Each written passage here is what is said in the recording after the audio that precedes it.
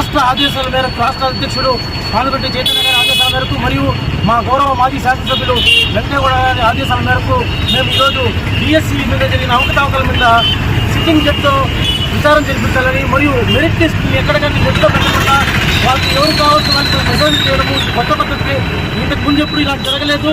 ఎందుకంటే గతంలో ఎవరైనా డిఎస్సి అభ్యర్థులు సెలెక్ట్ అయితే వాళ్ళకి సంబంధించిన పూర్తి డేటాని ఆన్లైన్లో పెట్టడము, ఆన్లైన్లో పొందుపరచడం జరుగుతుంది. అలా కాకుండా ఎవరైతే వాళ్ళకి ఉద్యోగాలు వచ్చిందనుకుంటే వాళ్ళకి ఇష్టం వచ్చిన వాళ్ళకి ఉద్యోగాలు ఇచ్చి వాళ్ళకి మాత్రమే మెసేజ్ పంపించడం అంటే ఎంతోమంది డిఎస్సి రాసిన అభ్యర్థులు ఎంతోమంది ఉన్న బాగా కష్టపడి చదివిన విద్యార్థులకి ఉద్యోగాలు కాకుండా వారి కన్సర్న్లో వాళ్ళ కార్యకర్తలకి వాళ్ళకి సంబంధించిన వాళ్ళకి ఇచ్చారు.